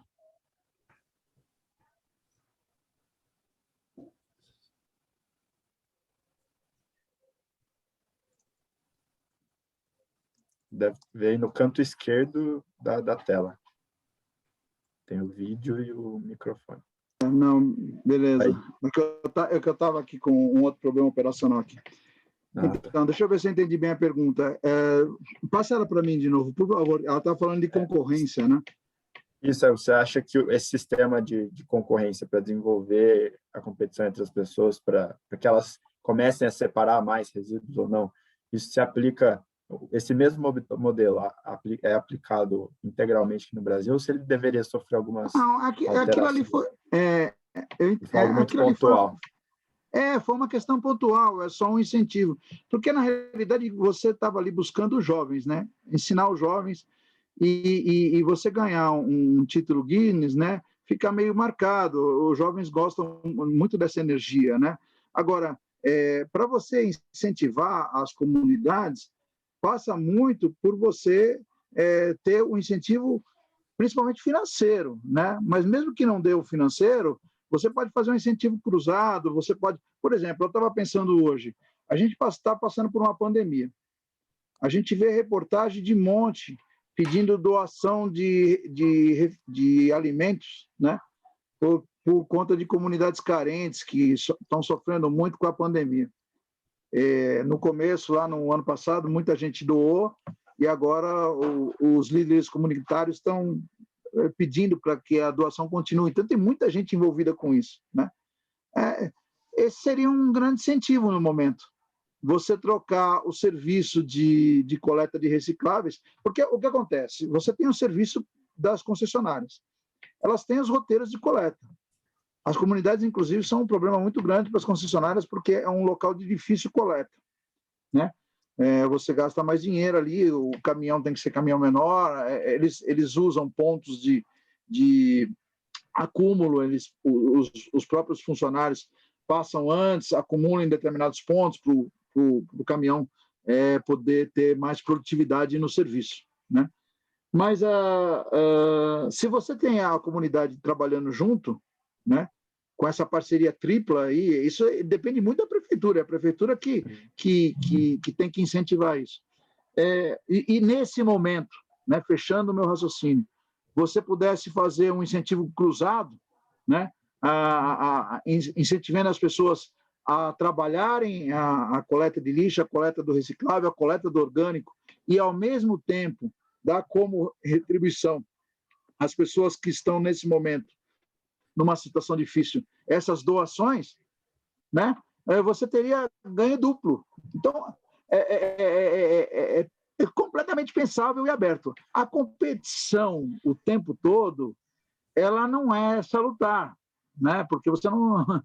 né, mas a busca de um Guinness, né, a busca de um recorde, ou a busca de um destaque, né, um reconhecimento, né? Vamos supor que você comece a fazer isso por 5, 10 comunidades, e aí você faz aquele reconhecimento especial para o líder comunitário, para os jovens. Tem tanta coisa para se fazer, não é só na questão básica de você só dar uma aula. Muita coisa pode ser feita que incentive, principalmente esse setor jovem aí. Perfeito, obrigado, Fernando. Tem mais uma pergunta aqui, eu vou passar ela para o Yuri. Peço, Yuri, se você conseguir ser sucinto, por favor.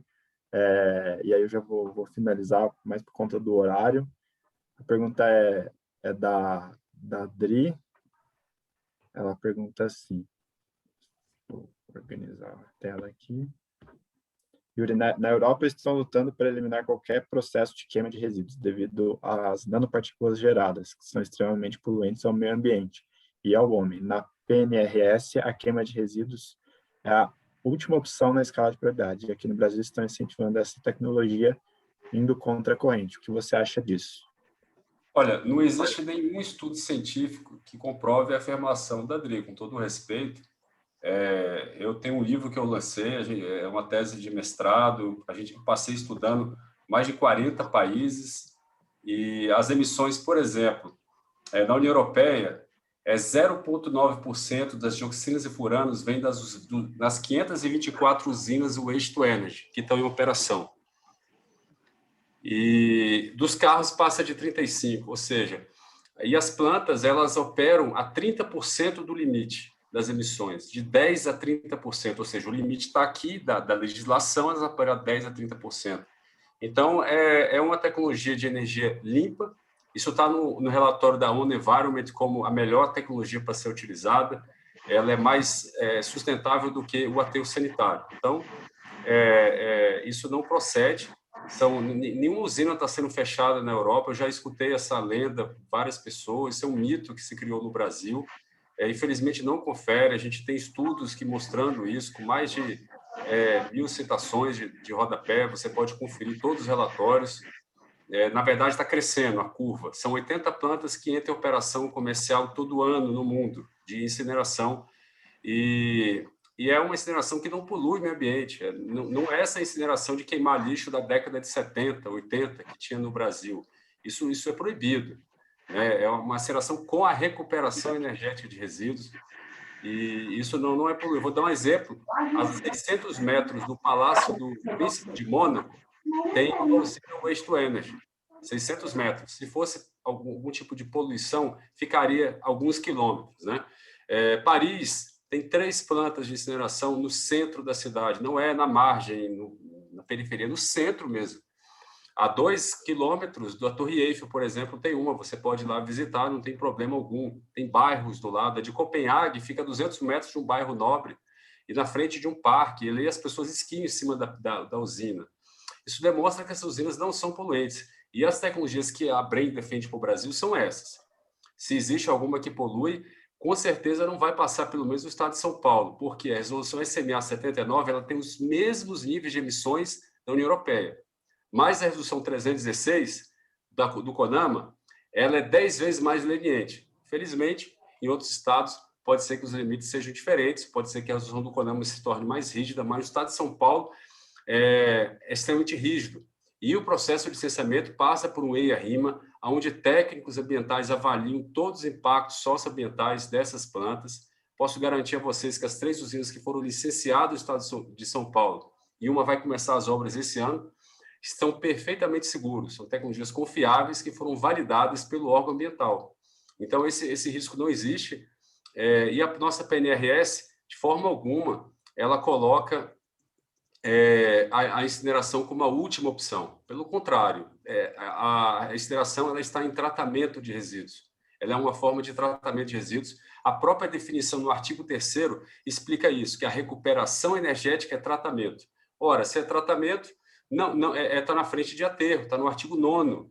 E o parágrafo 1º não é a ordem de prioridades. Não é porque está no parágrafo 1º que é o último. O parágrafo 1º é para a regulamentação da incineração, que foi regulamentado pelo artigo 37 do Decreto 7.004, que regulamenta a PNRS, e foi editada a Portaria 274 de 2019, que regulamenta a incineração, a gasificação e a pirólise, de forma completa, com norma de segurança operativa e tudo que é necessário. Então, assim, tem anexos nessa Portaria 274, vocês podem pesquisar no Google e dar uma lida. Então, assim, é um processo perfeitamente seguro. O Brasil opera já usinas até mais complexas do que a incineração de RSU, como na indústria, e nem por isso a nossa indústria foi proibida de funcionar, né? Ela funciona porque são processos térmicos seguros. E 27% da nossa geração de energia elétrica é fóssil, muito mais poluente do que uma WTE. Então, gente, realmente é uma alegação muito ruim, né? A gente ficar propagando esse tipo de coisa. Vamos olhar os relatórios, vamos estudar mais. A Brem está à disposição. Se vocês quiserem conhecer mais, a gente apresenta todos os estudos que a gente já produziu sobre esse assunto. Um deles é a contribuição ao Plano Nacional de Resíduos Sólidos, Planares. Se você colocar aí a Brem Planares, você vai achar a notícia no Google. Lá o tem que eu acho importante, páginas, né? Desculpa interromper, Yuri, mas eu acho que é importante também a gente trazer para a realidade do Brasil, né? Então, assim, nós somos também um país agrícola, a gente tem uma grande geração de resíduos orgânicos, a gente tem uma população que precisa de necessidade de educação ambiental, e tem que entender o quanto que tecnologias dessas características atendem à necessidade e demanda Brasil. Não é? Eu acho que isso é uma coisa importante de colocar, como você colocou no início, mas depois da tua apresentação você foi deslanchando para um outro caminho, em que a primeira importância é reciclagem, é compostagem, né? O tratamento, isso é muito importante de ser colocado, porque assim, né, na ordem de prioridades, na ordem de valor, mesmo dentro da política nacional, e ambiental, e social, e educativa, e todos os contextos, o mais adequado é a separação adequada dos resíduos, a educação da população, a economia circular real, que é e reciclagem é produzir nutrientes, devolver para o solo, quando a gente fala do orgânico, quando a gente fala dos materiais recicláveis, é botar ele na cadeia novamente, e não apenas queimar e gerar uma energia. Com certeza, Cláudio. É só o não reciclável que vai para a incineração. Isso é importante trazer, porque assim, é fácil de se confundir, né? E existe uma sedução também por essa solução, ela não precisar fazer a separação, porque o grande desafio operacional e educativo de gestão dos resíduos é fazer a separação adequada, falar tanto para a população, quanto também distribuir caminhões adequados para cada tipo de fração, né? Então, acaba que, às vezes, essa solução, que deveria ser apenas para o rejeito, na medida como ela é vendida, como ela é apresentada, ela acaba parecendo que ela é uma solução para todos os resíduos, né? E isso é importante deixar muito claro isso, que assim, que a gente precisa focar na resolver direitinho os orgânicos, reciclar os recicláveis secos, e aí sim a gente pega esse rejeito que é fralda, que é não sei o quê, que não tem o que fazer com isso, aí a gente pensa, né, numa possibilidade aí de substituição do aterro. Só queria trazer um pouco dessa ênfase porque não está muito claro no discurso, né? Então às vezes parece que a solução vai colocar plantas de incineração, de outras técnicas para atender a necessidade. Por conta do horário, gente, eu peço desculpa, eu agradeço muito o comentário do Yuri, o comentário do Cláudio, tenho certeza que ambos enriqueceram muito o debate. Eu vou deixar aqui no chat o meu e-mail para qualquer um de vocês, ouçam, Fernando, Lucas, Yuri, Cláudio, se vocês quiserem disponibilizar algum material que a gente coloque para o pessoal ter acesso depois, fiquem à vontade, eu vou colocar o e-mail aqui. Só queria passar a palavra para a Jana, só para ela fazer um agradecimento a vocês, sei que ela está acompanhando aqui a gente até agora, está adorando aí o nosso bate-papo, e queria passar a palavra para ela agradecer o aceite do convite, por estar aqui com a gente. Jana, tem a palavra. Com certeza, João Pedro, foi um grande debate mais uma vez. Quero muito agradecer a todos os palestrantes, a todos que ficaram aqui acompanhando e a você que pelas redes sociais também está assistindo essa segunda jornada de resíduos sólidos. Ficou chateado porque acabou? Não fique, porque logo mais teremos uma terceira jornada, teremos muitos encontros e esse tema não para por aqui. Então, agora é o momento de agradecer e, mais uma vez, colocando o nosso gabinete à disposição de todos para que juntos a gente possa pensar propostas mais inovadoras e criativas para a cidade de São Paulo, para uma São Paulo mais sustentável. Obrigada, queridos, pela participação de todos. Boa noite. Obrigado. Tchau, gente. Obrigado. Boa noite. Obrigado, Janaína. Obrigado, pessoal. Boa noite. Boa noite.